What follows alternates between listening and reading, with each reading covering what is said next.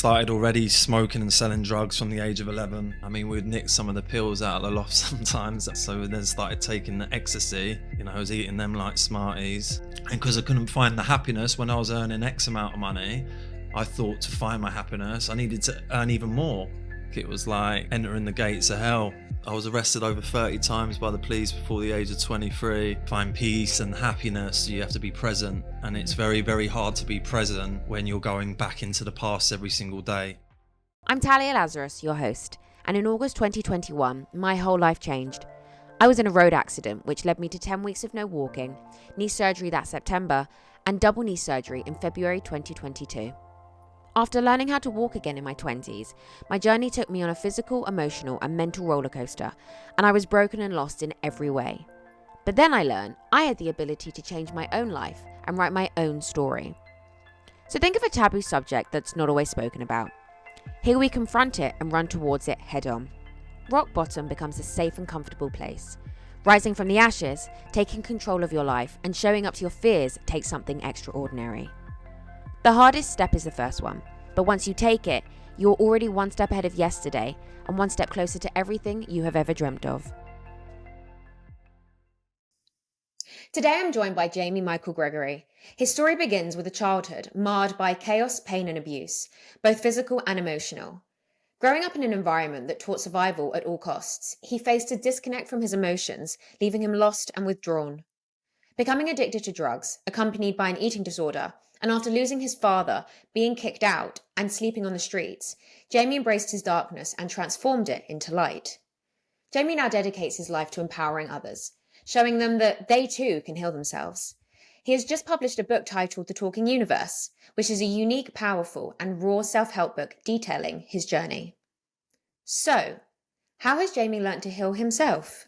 So, we've got a lot to talk about today. There's going to be a lot of things that we are going to discuss, but I want to start with your book. So this is the book here.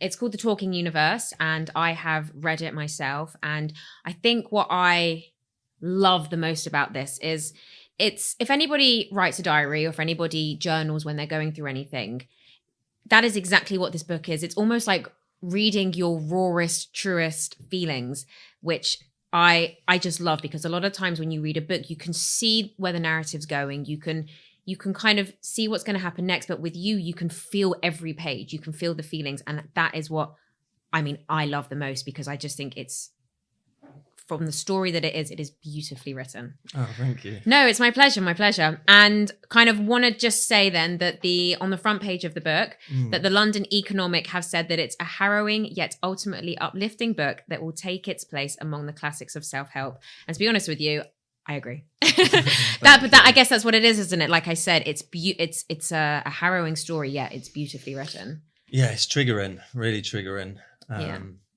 Yeah, I'm sure. And I guess that's what I kind of want to ask, is that I know it was written a while ago now, but everything that you went through, which we obviously are going to go into, how do you feel that writing the book, did it help getting the words out on the pages? How did you feel it took you through everything? Yeah, it was an emotional outlet. So at first it was really helpful to get everything out, and it took a long time and it was layered. So I went over and over and over the book, and you just go through different range of emotions, like how you view a situation. Maybe at the start, 2, 3, 4 years into the book, you kind of view it differently. So I'll give you an example. That was a lot of anger towards my dad. Whereas now, like finishing the book, I feel sorry for my dad. So it takes you on a journey. But back to your question, yeah, at the start it was really, really helpful, but towards the end it became unhelpful, because I got to a point with it where I was just constantly going over it time and time again. And one thing that I've learned, in order to find peace and happiness, you have to be present. And it's very, very hard to be present when you're going back into the past every single day. And that's what I was doing with that book. So there had to come a time where I said, right, enough's enough. I need to now move forward and leave it where it is.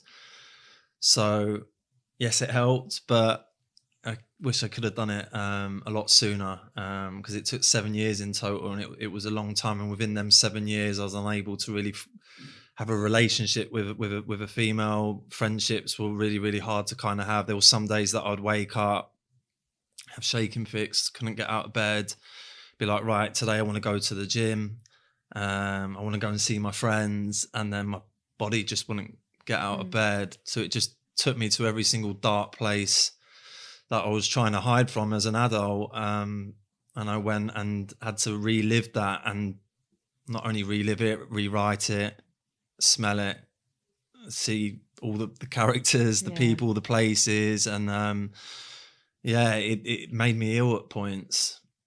Yeah, it's interesting that, because I think some people, when they go back into the past, you hear a lot of people when it triggers them, but it triggers everybody very differently. And some people can feel it very liberating, but some people absolutely do not want to categorically relive anything. And I find that's very interesting in itself. But obviously what I want to do now is I want to go back to the beginning and start at the very beginning of your journey. Because I remember when I was reading, especially your first few chapters, or the first few pages at least, I personally couldn't believe what I was reading. And I think this is where it's an interesting place to start, is at the beginning of your journey, because I do believe that, as you know as well, it completely shapes you into who you are today.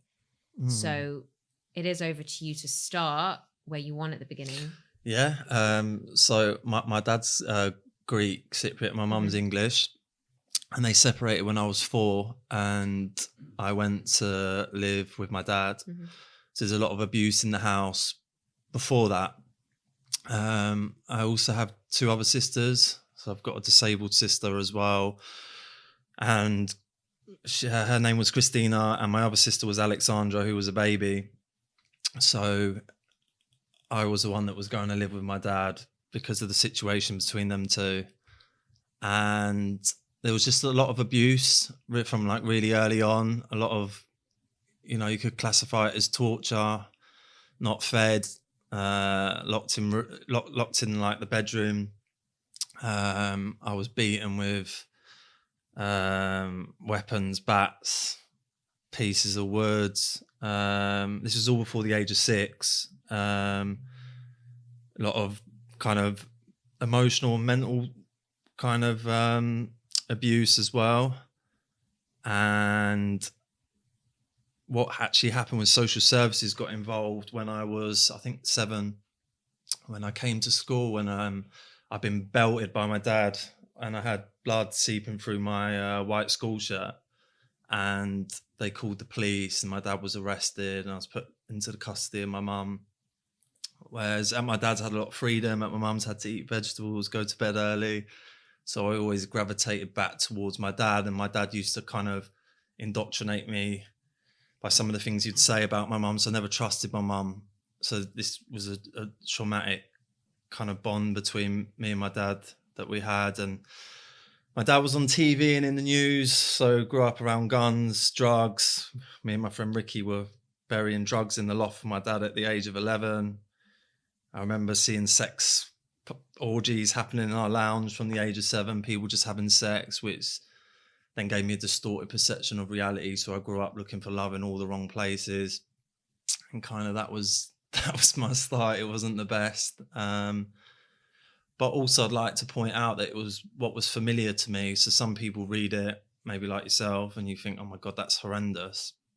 But I didn't know any different as a child. So although it was really, really bad, I kind of didn't really have a reference point to look at what was good. So it wasn't as bad as somebody from the outside looking in thinking, oh my God, like for me, again, it was my normality.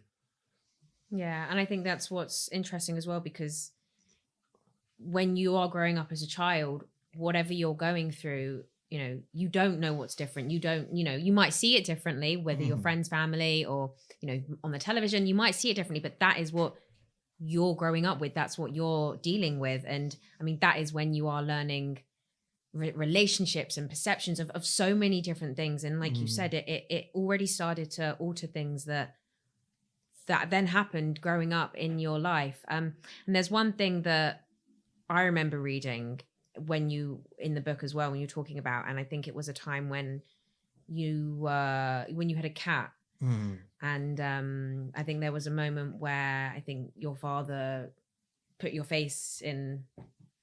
Yeah, so the cat shit on the bed, and my dad didn't want a cat, and then he grabbed me by the head and just rubbed my face in the cat shit, saying that the reason for the cat shitting on the bed was my fault. And then the cat got given to the childminder that I used to go and stay with, but then they renamed her another name, so I used to go around there and see my cat, but it was now called something else.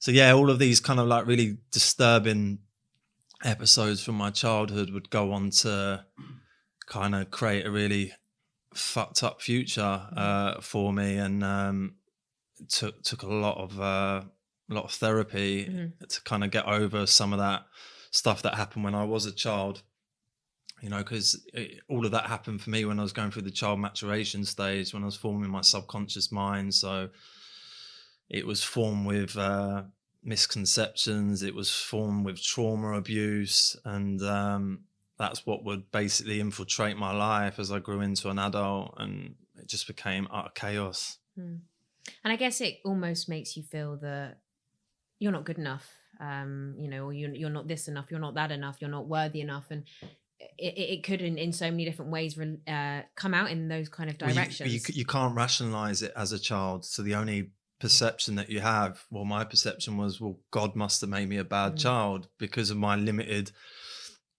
kind of brain capacity. I didn't really know how else to kind of view my situation. It was just, this was all happening to me because I was made a bad child, and then affected how I would go on to love other people. It would affect my self-worth, and this is when all of the addiction started. So I started already smoking and selling drugs from the age of 11.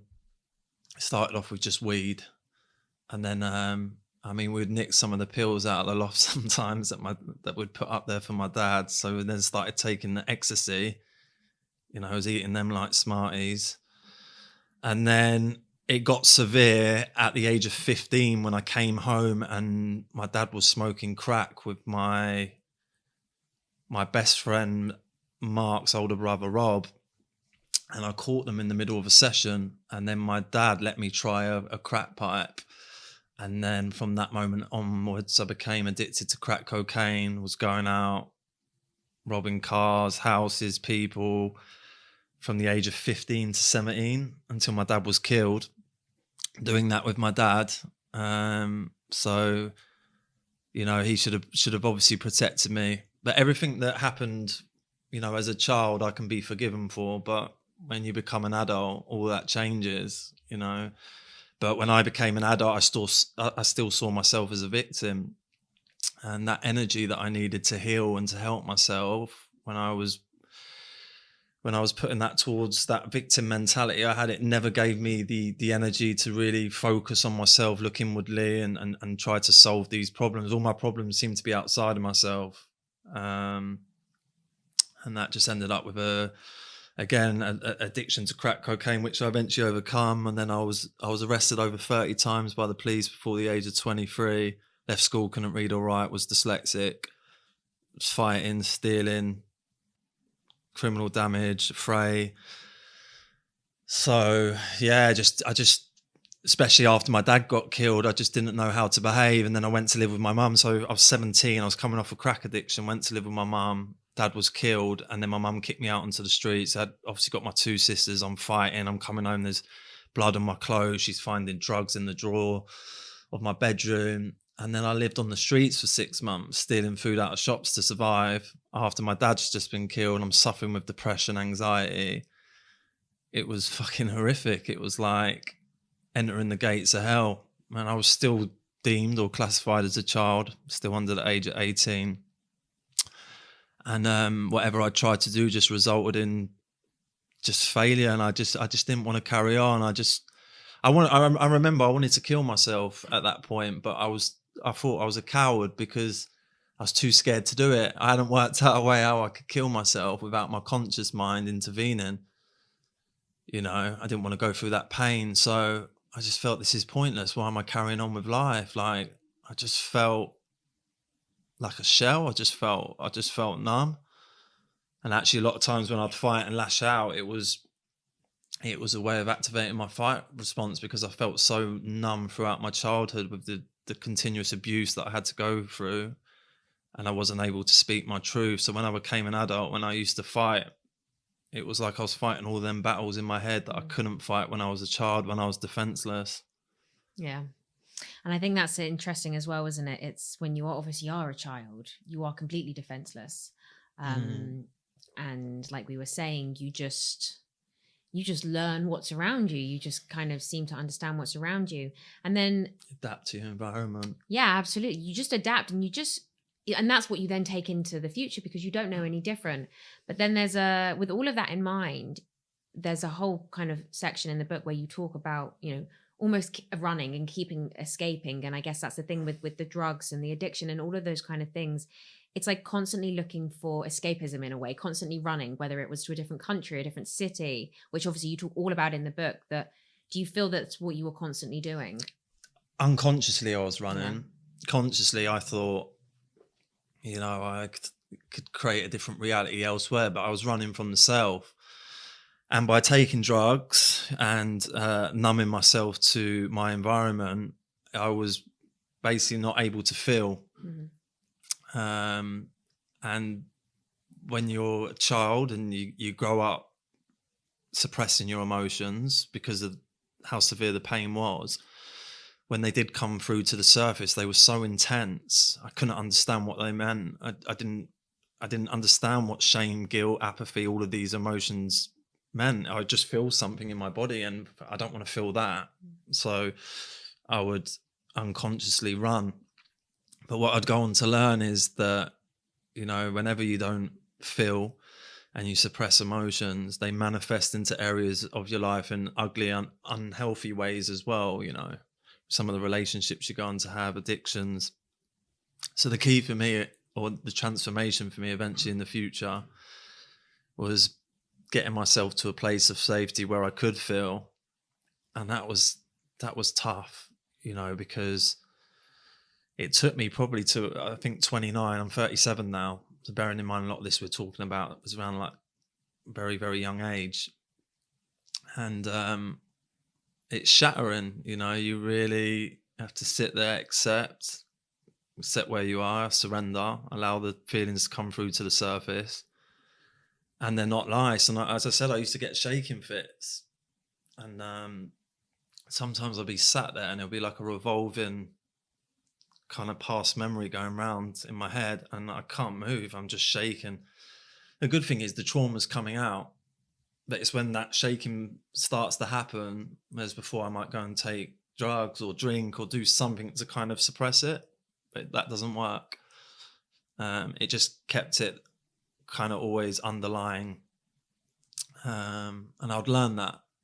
But I get why people find it hard to heal and to face kind of the past and some of the issues that they go through, because first of all, as a species, we're genetically wired to not want to feel pain. So you need to apply resistance there, and it's tough. It's so tough, especially when you've got something there like a drink or a cigarette where, you can just within 2 or 3 seconds, you can make that pain go away. So you really have to apply a lot of resistance to be able to sit with it. I did that for so many years because it's not linear either. You let a bit out and then a bit more and then a bit more. And then you think you've got somewhere, you move forward a bit. It's a bit like snakes and ladders. You're going around the board and you're going up the ladder. And then all of a sudden you feel like you're going back down. But each time you do that, you are building up another layer or level of resistance. You become stronger and stronger. And before you know it, you've got a good solid foundation. Whereas now I don't drink, haven't for a while. Drugs, any of that sort of stuff. For me, I feel the feelings, I let them out, and they're not as intense anymore, because the more you do it and the more you practice it, the more you can tolerate it. It's like anything in life, but that is the only real way to heal. And another chapter in the book, when we talk about the reason why I wrote the book and looking at some of the social systems in place, such as the educational system or healthcare organisation, I've got friends that have taken Prozac for depression, and all it does is create unconscious pressure. When the emotions need to come out, they need to surface. And I've got friends that 2, 3, 4 years later, they're still taking the same medication, numbing themselves to their environment and dependent on your belief system. From what I know, we come here to Earth to experience all range of emotions. So when we're numbing ourselves, we're not really doing what we're supposed to be doing. The whole reason we come here is to feel that range of emotions. And it's not just happiness, it's not just joy, it's not just peace, it's to feel everything, because life is about duality. If you had 365 days a year of sunshine and chocolate cake, you're going to get fucking bored. You are. you need the bad to experience, the good. Yeah, I think it's interesting as well, like you were saying with the healing, it's like the snakes and ladders. It's 2 steps forwards, 1 step back. And I think when people have that step back, they people freak out because it's like, why am I going backwards? Why am I going backwards? But it's not backwards. I think it's forwards, but in a different way. And it's also interesting, like you just said about, 365 days of sunshine and chocolate cake. Mm-hmm. I'm sure that there have been, when people go through their dark times, you then learn how to appreciate and experience and really feel those good times, those happy times, those times full of love even more, even the tiniest, smallest of moments. You just see them differently almost when you have been through the darker times, because you just learn when there's something lighter there, you learn how to really embrace it and feel it. 100%, because a lot of people like that read the book or see my story, they feel sorry for me, and I don't understand, because I just feel like at my age now, I feel like my past is a blessing. It's a gift, because obviously I know we've talked about kind of some of the negative things, but like I went to play football after all of this in America on a scholarship. I studied biomedical science, medicine, highest grade in my class in microbiology, with no educational background. Redeveloped hotels for second largest hotel chain in the world, going from sleeping on the streets to earning £50,000 a month. I mean, we'll get into all of that, and then had a successful maintenance company. So, I've done some really incredible things and then written this book. But to appreciate anything like what you said, like moving forward, I've seen what it's like. I've stared kind of death in the face. I've seen what it's like to really experience them horrific kind of emotions. And then I also got to a point of, I lost myself when I started earning that money, watches, cars, penthouses, all that sort of stuff. Really, really lost myself. But I've experienced both sides of the coin.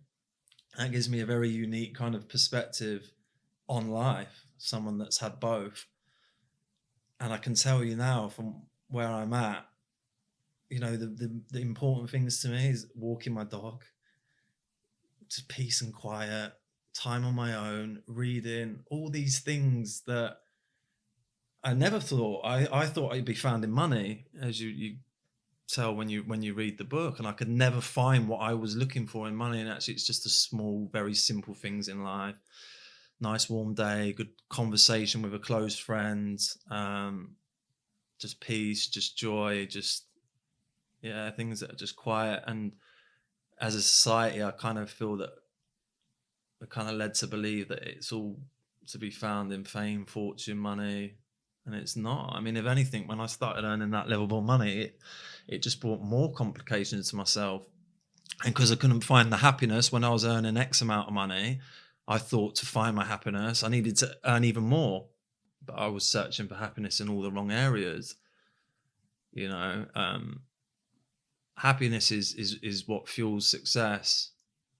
But a lot of people think that they need to have success to be happy, which is an inversion.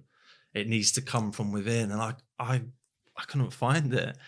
I was searching in all the wrong places, and it took me to, a really go deep within myself, get on this healing journey, hypnotherapy, CBT, sound therapy, acupuncture, SRT therapy, study the map of consciousness by Dr. David Hawkins, the Allen method. I mean, I've gone to Holland, to Dubai, to Bali, to Malaysia. I mean, I've just gone all around the world, really, just trying to find how I heal myself. And it's funny. It's actually very, very simple. Not simple to do, but very, very simple. It's just let yourself feel, release the emotion, surrender to it. And if you feel like crap and you feel like you want to cry, you just cry and you let it out. And the more times you do that, the more resilience you build up, which is quite simple. But, as we said, it's hard in the sense that you just don't want to sit with them type of feelings, them memories, but it's the only way.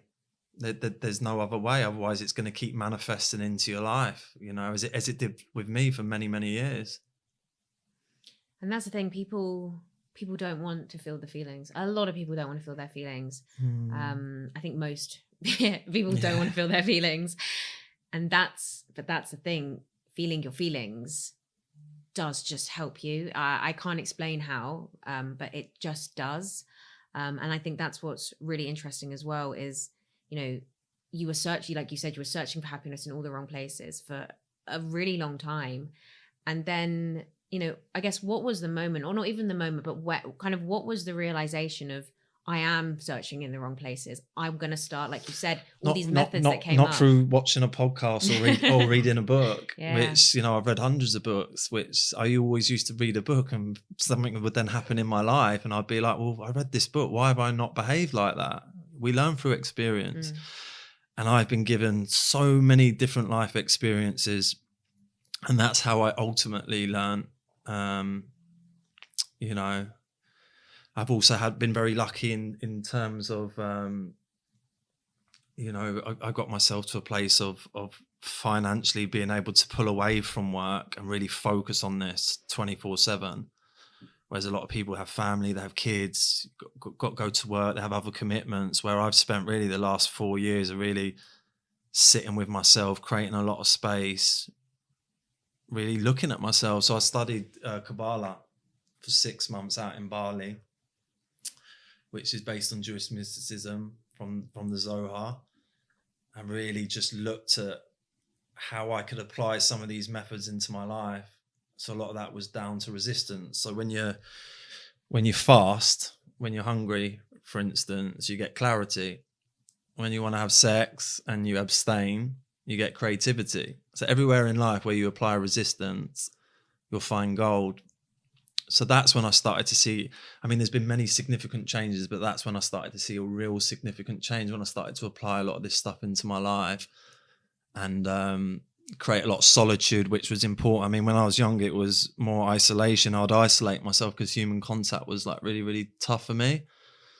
But then I learned, when I turn that into solitude, I'm not sitting there binging, watching TV. I'm sitting there, I'm journaling, I'm reading, I'm working on myself, and it's not linear. And this is why also a lot of people struggle, because they look for instantaneous results, and it doesn't work like that. For me, it's been years.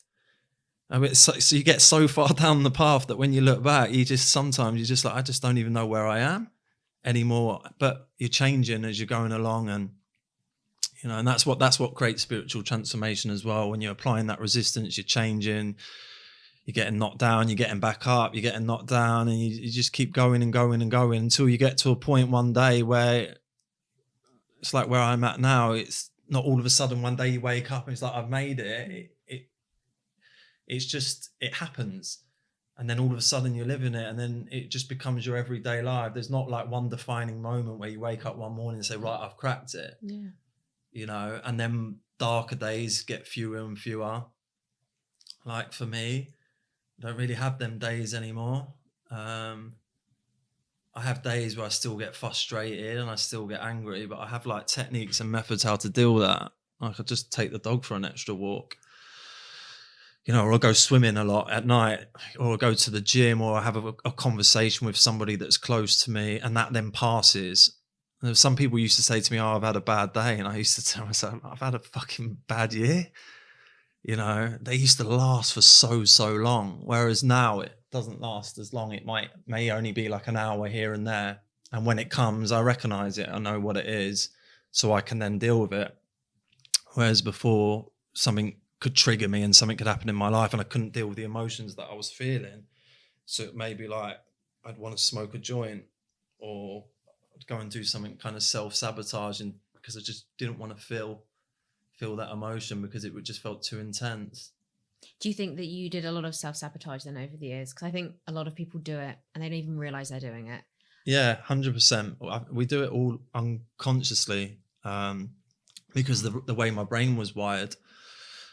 So I think we're speaking about this before we come on air. So by the time you reach the age of 35, your subconscious mind controls 95% of your life, which is acquired between the ages of a few years after you're born to 10, 12 years of age, and or when you're going through the brain maturation stage. So all of us are unconsciously living out what we learn as children, and it's about creating new neuron connections in the brain so they become more prominent over the older ones. But again, it doesn't happen overnight. It's not linear.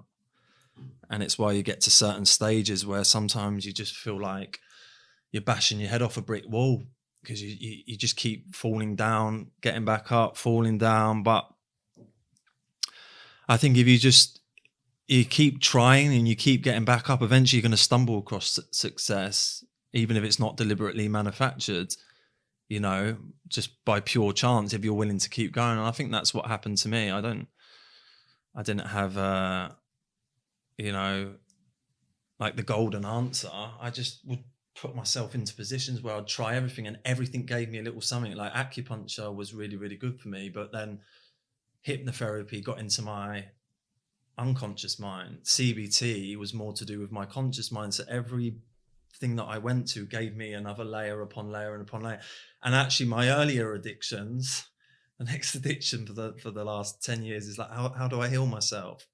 You know, how do I get to a place where my biggest achievement in life, 2 weeks ago, and I posted this on my Instagram, was I woke up. It was like 5 o'clock in the morning. There was like sun coming through the window. My cat was on the end of my bed, and my dog, he always sleeps with me. And I just woke up smiling, and I had no reason to smile. And that is the biggest achievement that I've ever had in my life. You know, I just woke up happy, you know, and that was, I didn't think that was possible. I always thought that I needed to have a nice car or a good job, or we're back to having to try and like prove to people that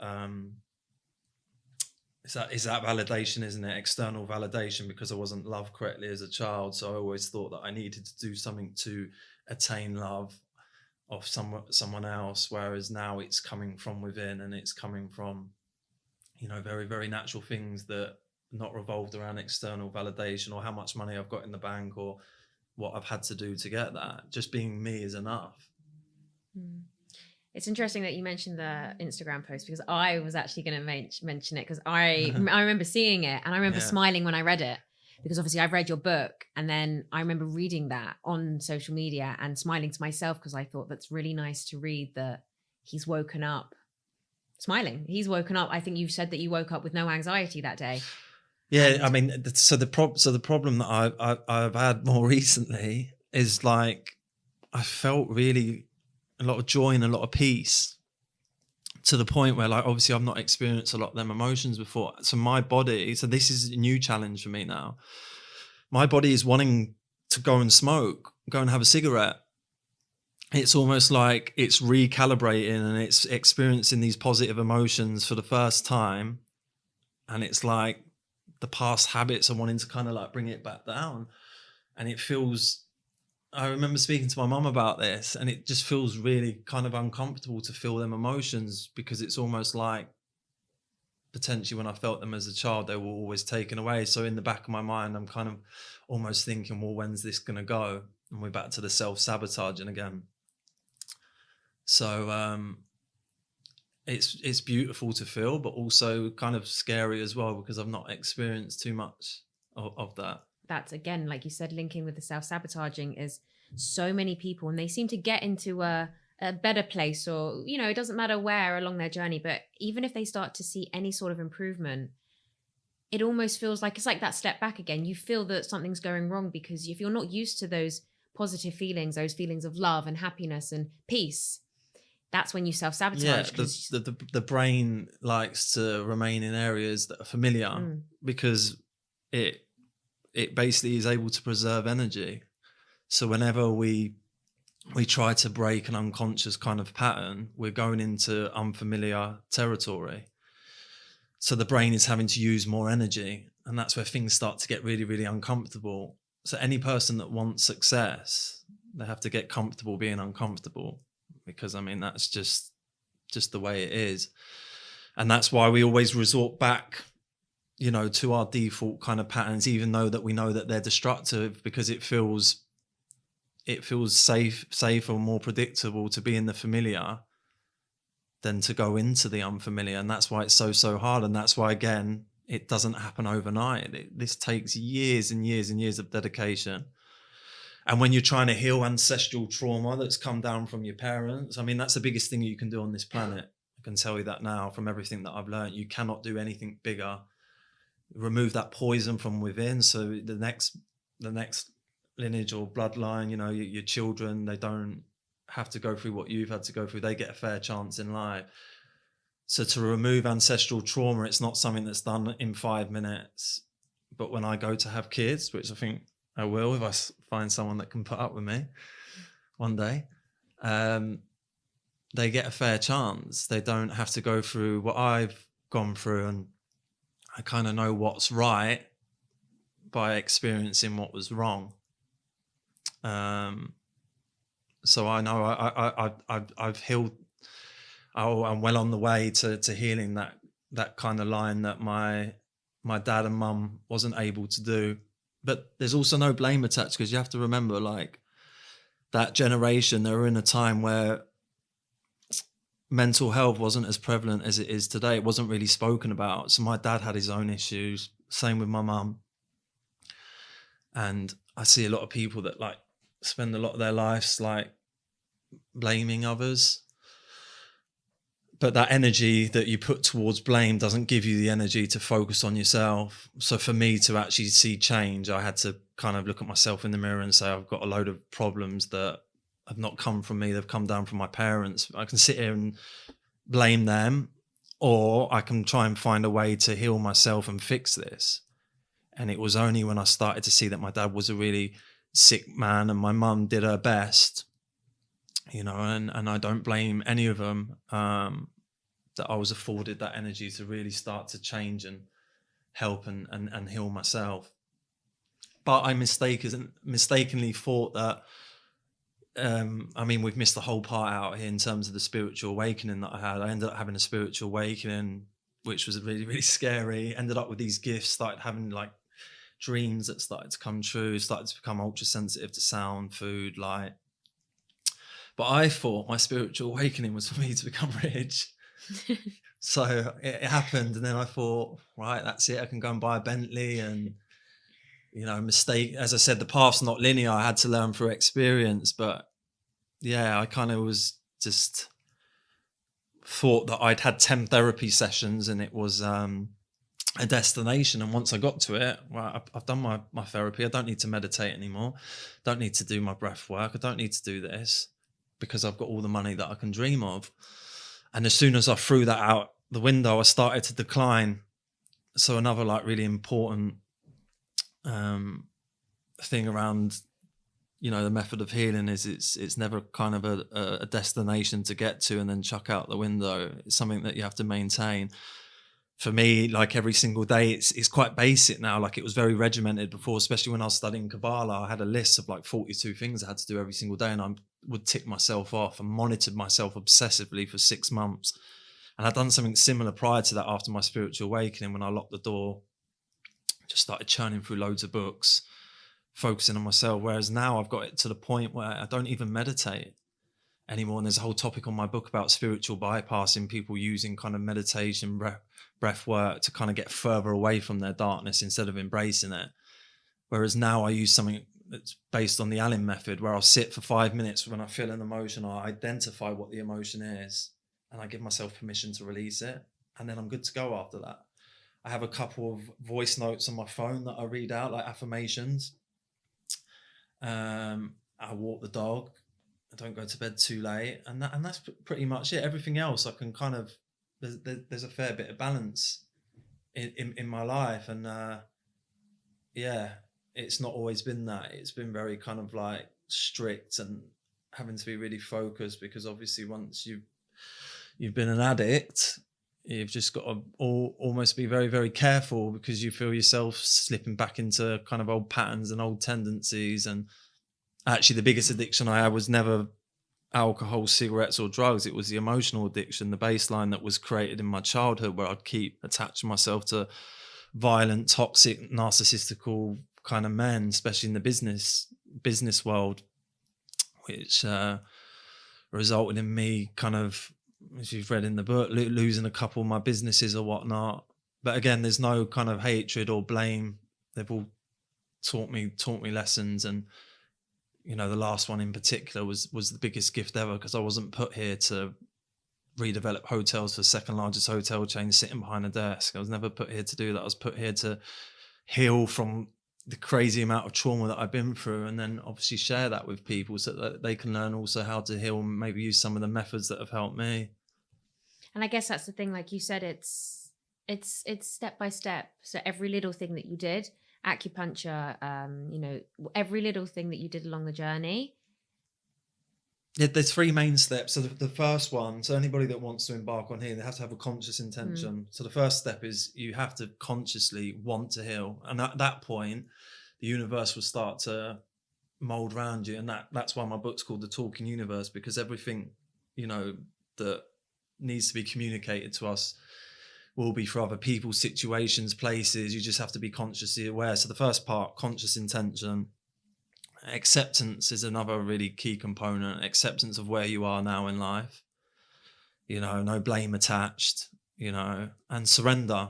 You know, they're the 3 key components. Surrender to whatever emotions needs to surface, allow it to surface, and let it out naturally by not suppressing it. A lot of people suppress it unconsciously. They don't know that they're doing it. Like we've spoke about cigarettes and alcohol and drugs today. I know people that do it with chocolate. People do it with porn. People do it with the gym. Everybody's running. A lot of people don't know they're running because they're unconsciously running. You sit there, if you're able to sit there for 5, 10, 15 minutes in your own company, in your own space, without jumping to your phone and just allowing everything to surface, you'll be told what you need to be told. So one of the things I do actually in the morning, first 2 hours, I don't go on my phone and I don't listen to radio or podcasts. And I was having a conversation with my friend the other day about this, and he said, well, why do you do that? I said, because the first 2 hours of the day, everything that needs to surface will come through to the surface. So I wake up and sometimes the thoughts are not great, but I need to hear what them thoughts are. If I wake up and I'm constantly straight onto a coffee, put a podcast on, my thoughts never surface. So I allow my thoughts to come through to the surface. I'm walking the dog in the park. The phone don't come with me. I mean, the phone don't even come with me to the gym, to be honest with you. I don't use my phone a lot. But I'm allowing them to surface and I'm challenging them. Okay, well, why is this coming? This came up yesterday as well. And this came up the day before. And it's telling me what I need to know. So now I don't need to pick up a book or watch a podcast, although we're on a podcast. Now I have space in my life. And I know this may sound strange or whatever. Sometimes if I'm unsure about something, I go sit in the park. Space. I don't take my phone. Clear as much clear space as possible. My social media. I don't follow anybody personally. I follow a few accounts that are for quotes and inspiration because it pollutes my brain. It's toxic. Don't like to go on my phone. I have very few friends. I'm always trying to create as much space as possible because my answers will come from that space. And I was working 16 hours a day behind a desk with 30 staff. And I ended up in hospital after 2 years with stress. Is it any wonder? I couldn't see the wood for the trees. And I see that with a lot of people. They're just so preoccupied and so busy. But it's their unconscious mind that's creating that, because they're running from something. It's only when you create that stillness, and yes, maybe 2 hours a day for everybody else is too much, but maybe start with 5 or 10 minutes a day, and that voice will start to talk to you, and you'll start to see that it's telling you stuff that you need to know. Yeah, I don't find that weird at all, because I know you said that it might be weird, and I don't find it weird at all, because I actually agree. I agree with, especially the first thing you wake up in the morning, and you hear a lot of people when they wake up, the first thing they do is they check social media. They'll check their text messages. They'll do something where they are instantly not in their own brain. They are instantly somewhere else. The Kabbalah talks about this. So if you look at like every kind of human being, like it's almost like a cat and a dog, like reactive species, as we spoke about earlier. They're hungry, they eat, they want to have sex, they have sex. It says everybody has a God gene inside of us, and to activate the God gene is to apply resistance. And that's how you become fully conscious. You know, so when you work for all your unconscious programming, you activate the God gene by applying resistance. That's when you start to control your life. And actually, this really links in with manifestation, you know. So when you read my book, you'll see I was able to manifest some incredible things with my conscious mind, but it was my unconscious programming that was always dictating the bigger picture. So it was only when I went to have hypnotherapy and I dealt with my unconscious mind was I able to start manifesting correctly. You know, so for me, I wanted to get to a place where I felt fit and healthy and well. That was the first thing that I wanted to manifest. And then it links into my book, and then there's a whole host of other things that I plan to do. But you can't manifest correctly if you've still got a damning unconscious program in your head that is just bringing violent people into your life, toxic relationships, toxic situation. You need to heal that. And unfortunately, the conscious mind doesn't have the clarity to give you an answer to an unconscious problem. So hypnotherapy, what you do is you go in, it's not like a magic wand and you walk out and you're healed. He makes the unconscious conscious. So when you walk out that door, you know what you're working with. That's when the game starts. And that's when the snakes and ladders start. You know, that's when you're like, right, now I know what I need to do. But as we've spoken about, and I'll reiterate again, it's not linear, but that's where the game really, really starts. And when you start to kind of embark on that, that's when you start to see really, really like transformational results. And it's the biggest thing you can do. I know a lot of successful and rich people that are just unwell. You know, to achieve kind of financial success, it's from kind of my perspective, from how I view it and how I've done it myself, is not actually that hard. But success is not just about being rich. That's not going to bring you happiness. Success is about being, you know, maximizing your potential mentally, spiritually, emotionally, physically. There's all different things that we need to focus on, and healing is the most important thing, because if you heal yourself, everything else, when you do get your job or your wife or whatever it is that you're searching for, everything's just greater, it's better. There's nothing that's going to come out the woodwork, you know, and sabotage that. So if a person wants to be rich, let's just use this as an example, financially rich, you know, I know people that have a lot of money that are so fucking unhappy, so stressed. Whereas if you focused on healing yourself first, you still get that success. It may take longer, but you're going to earn your money in a more happy and more healthier way, where you're not working 16-hour days like I was, ending up in hospital, losing touch with your friends, family, you know. So there is a healthier way to do it. But I think a lot of people are conditioned into thinking that if they get this car or land this high paying job or lose 25 pounds, that, you know, they're going to feel happy and they're going to, you know, feel successful. But as I spoke about earlier, it's an inversion. It has to come from within, not outside of yourself. Yeah, and I think that's, again, I think what a lot of people are probably running from is that happiness within, and they're running from the self. Yeah, exactly. Running from the self, because everybody's scared to look in the mirror. And I can tell you from experience, I had to sit and look at myself. And it's not easy when you get to a certain point, when you realize that every kind of mistake that's happening in your life is your fault. It was me. It was me that was continuing these patterns, and to be able to look in the mirror and really start to see change, that's the biggest step. If I sit and I blamed you or my mum or my dad, how does that ever give me the energy to change? I can't change my mum, can't change you, I can't change my dad, but I can change myself. So I just see that a lot with people as well. It's like they don't understand the game, you know.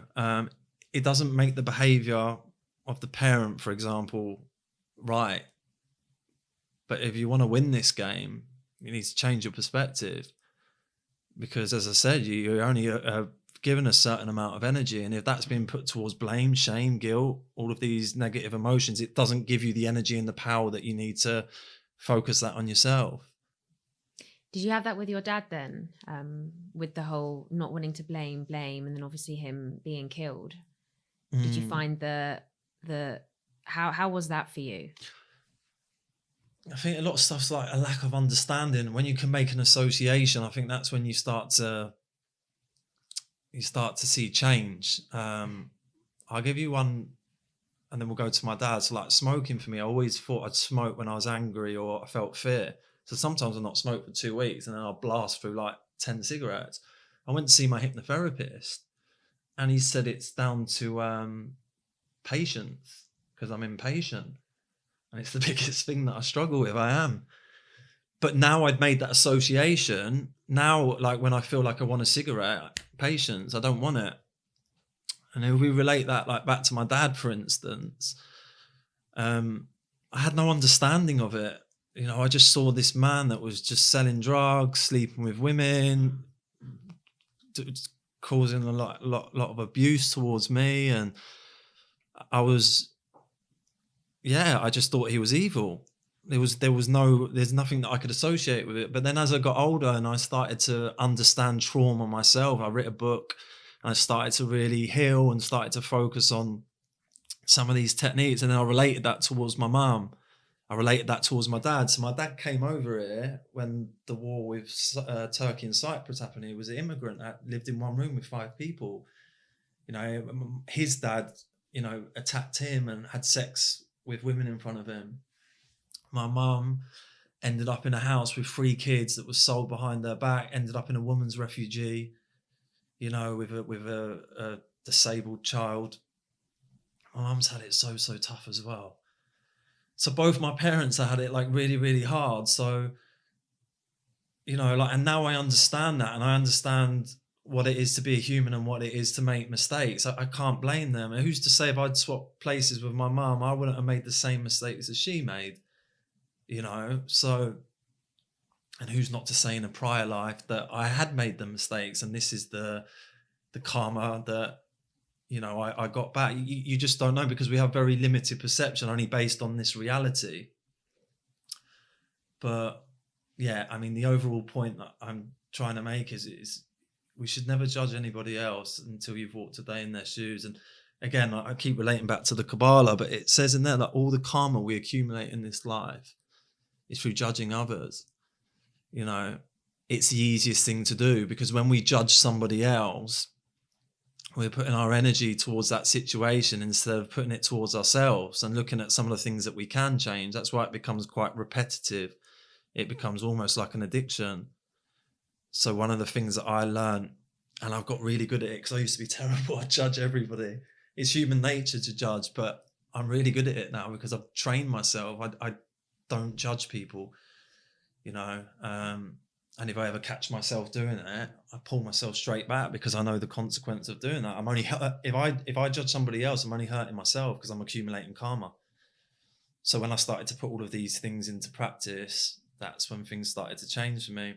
I've been back here now from Bali because I lived in Bali. I've been back here for 2 months.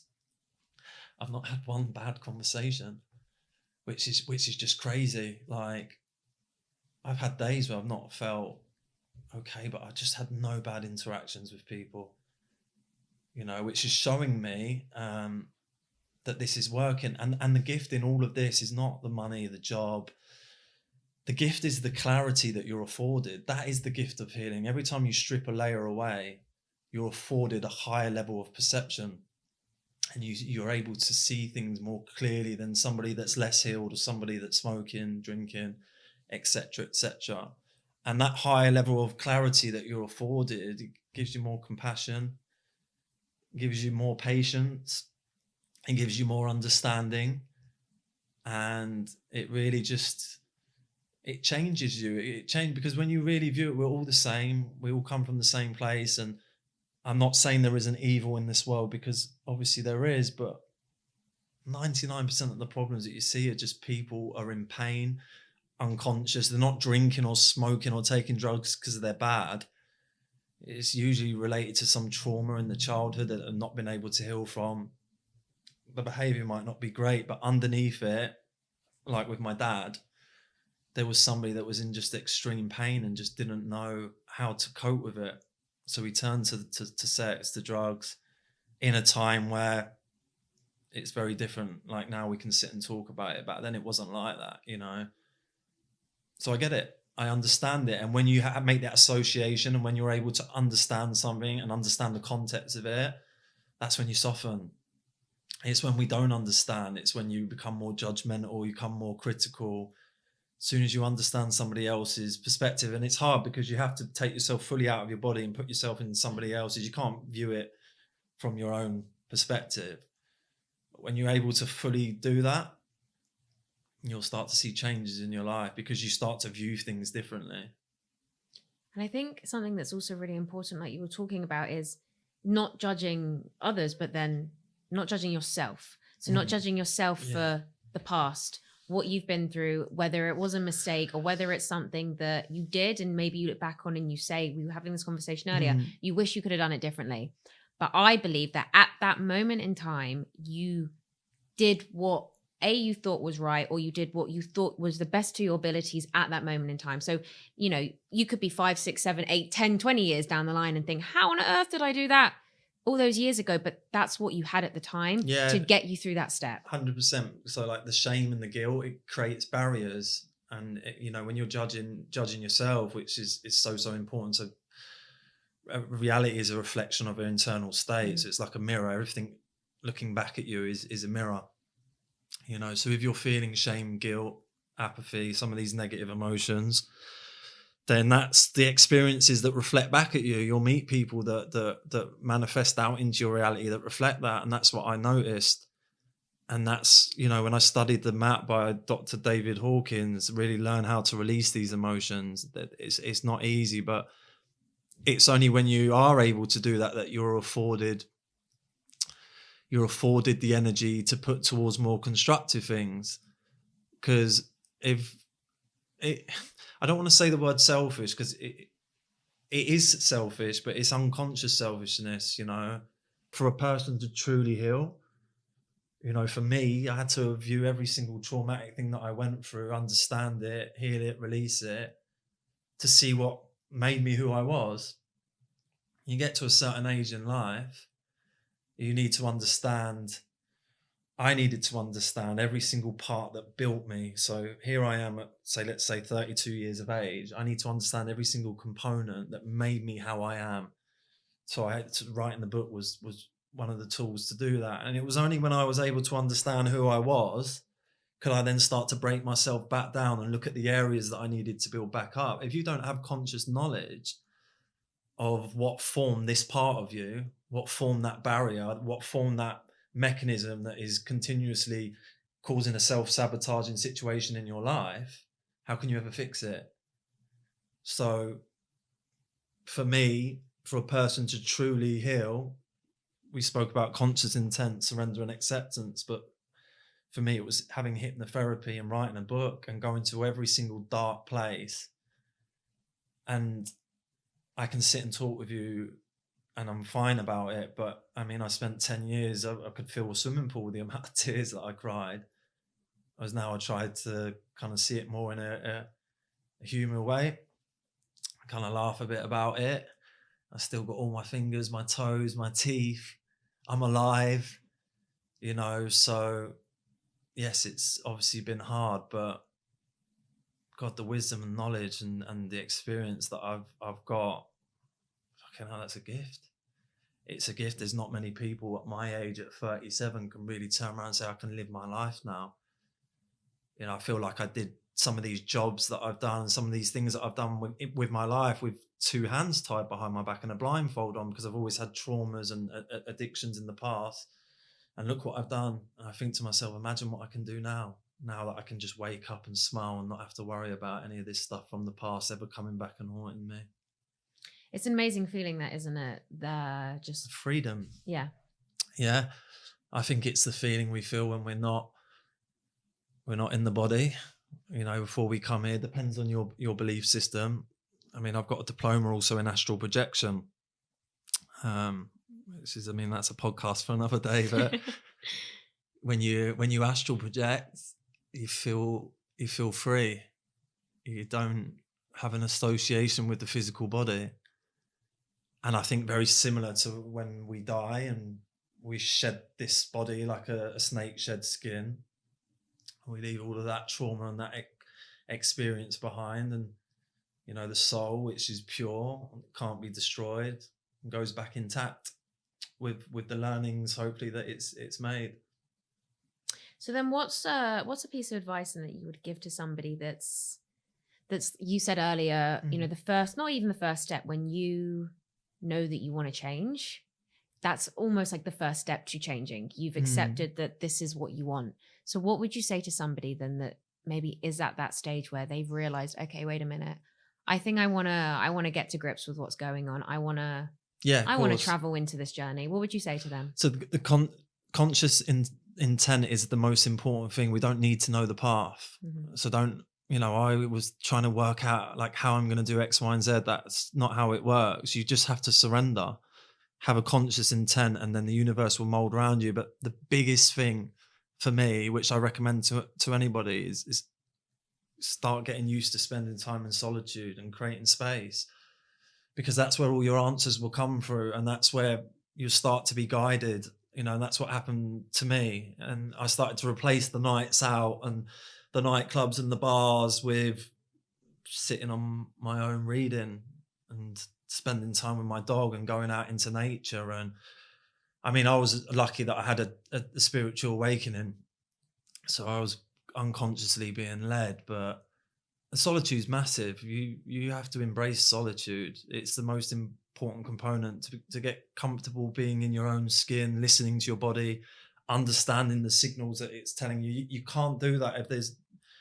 if there's too much kind of disturbance that's affecting or pollution affecting the auric field. You know, you need to keep it clear to be able to receive. If it's not clear, or you're putting poison in it, alcohol, or you're spending your time slandering other people or talking behind other people's backs or whatever, all of this sort of stuff, it just accumulates, you know. So for me, I went overboard. So I locked my door for a year. I didn't leave the house. So I'm not moving until I sort my stuff out. And I just started really just focusing, small routines, monitoring myself obsessively, creating like sheets where I would write down what works, what doesn't work, what have I learned from this book, really obsessively. So the I give you the duality. The negative to smoking crack cocaine as a 15-year-old and becoming addicted was all the crap that happened. The positive was it created a very like almost addictive brain. So when I was able to heal from my drugs, I still had that addiction gene. I'd churn through a 300-page book in a day. I just become obsessed about acquiring knowledge, you know, to the point where, as you said, I've written a book, which the London Economic have said would go down as an all-time classic. I left school, I couldn't read or write, you know, so I've educated myself to the point of just, yeah, you know, they said I had dyslexia at school, which I don't even believe that now. I just think all my energy was expelled towards protecting myself. And when I got to a place of safety in my life, my dyslexia went. I started to educate myself. So, yeah, back to what you said for other people, just all of that, you know, obsessively monitoring yourself, solitude, conscious intention, spending time focusing on yourself. Podcasts and books are great as well. Don't get me wrong, they are great and they give you something. But to see real transformation, as I said, what you learn through experience, And I've read some amazing books, Power of Now, Journey of the Souls, Power of the Kabbalah, Road Less Traveled. All of these books will help, but you then have to go and live your life, and you have to experience what these books are telling you. And it doesn't always happen first time, because you'd read the book and think, well, like I did, well, why haven't I reacted like this when this book's told me? Again, it's not linear. You're back to playing the snakes and ladders, you know. I think we also live in a time where with social media, everybody wants everything on click of a button. And it don't this game don't work like that. It takes a very, very, very long time to see substantial change. You know, if you're looking at trying to heal ancestral trauma, how many lines has that gone back? 5, 10, 20, hundreds, maybe thousands of years of trauma, and you think you're going to do it in 5 minutes? No, don't work like that.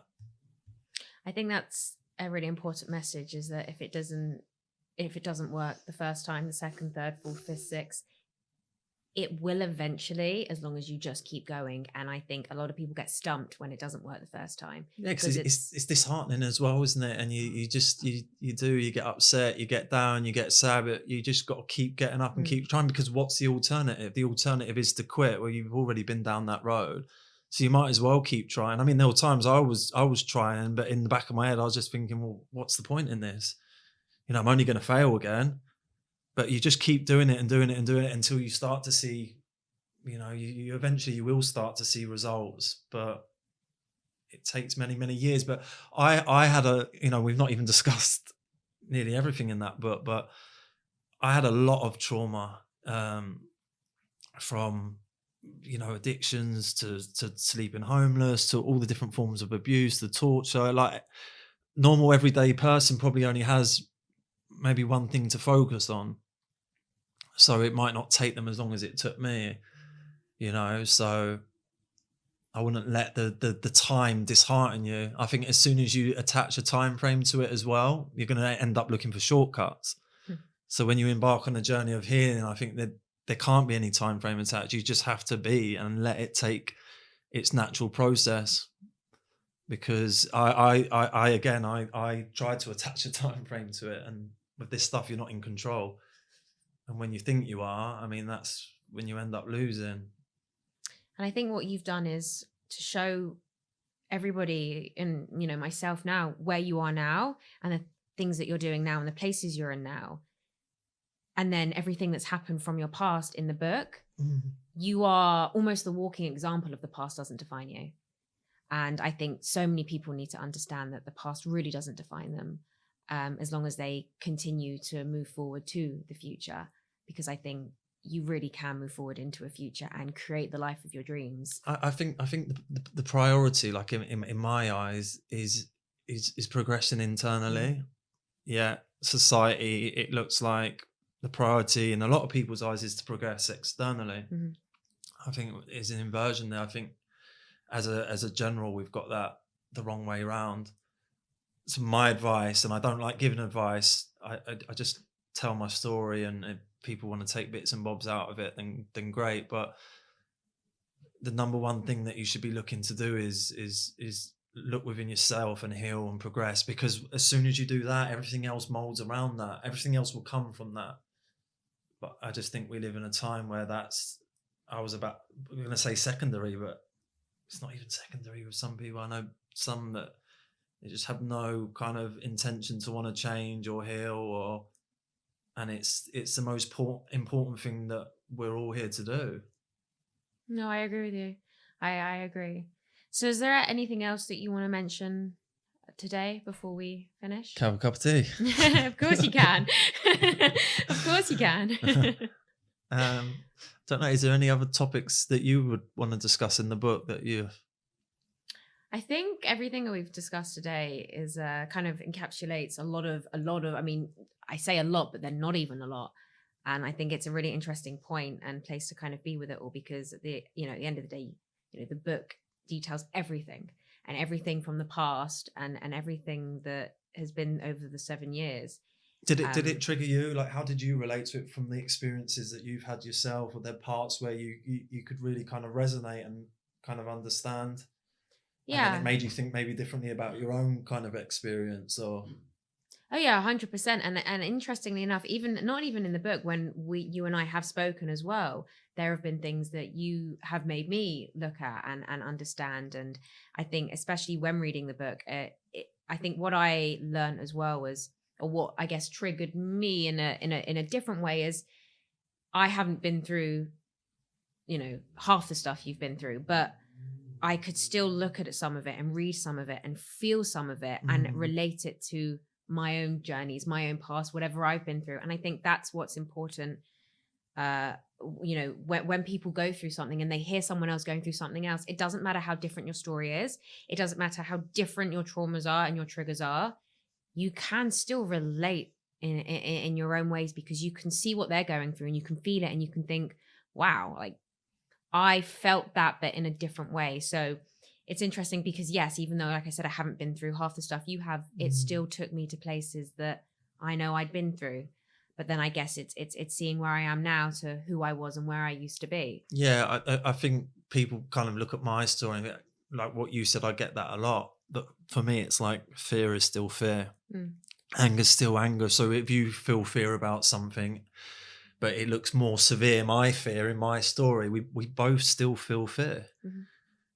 So everybody can relate, I think, to all of these kind of negative emotions, because we've all experienced them. I think the actions to some degree are a bit, irrelevant, really, because every person has experienced anger, fear, joy, happiness. That's what, that's why I wrote the book, to try and see, if there was a way to connect to people, and see if it resonated. And it's nice to get good feedback. Well, there you go. I think that's the thing. You are connecting with people, and like you said, that's kind of where you feel or where you see that your path is now, is being able to do this and help people and give people hope and connect with people, and hopefully people will read this, and even if it gives them that tiny glimmer of hope, that one step to want to make that change, then it's kind of like that's your job done. That's where you're going with it. I think I'm at an age now, like how I earn my money is very important as well, because it's a transfer of energy, whereas before it was more about the self. What can I buy? Whereas now it's more about, I still need to earn money to survive, but if I can earn money by also helping people at the same time, that to me is the most important thing, to be able to do something I enjoy doing. And as I said, I'm at a stage now where I don't mind talking about this stuff. I mean, there would have been a time in my life where I wouldn't have been able to sit with you today, because it just would have been too distressing.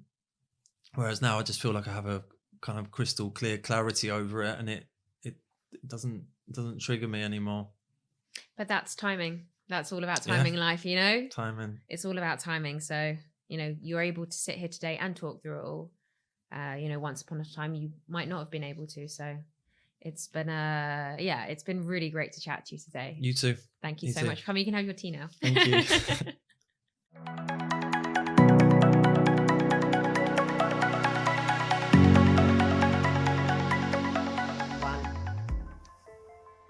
Thank you, Jamie, for joining me, and please pick up a copy of the book, The Talking Universe. So this week, think about your path. Can you begin to start applying resistance in areas of your life? Can you begin to create more space? When you have more space, more of the good comes flowing in. Tomorrow morning, take a few moments of space when you wake up, to wake up and just be you, without any external factors getting in your mind first. So, thank you for listening. I'll see you next time.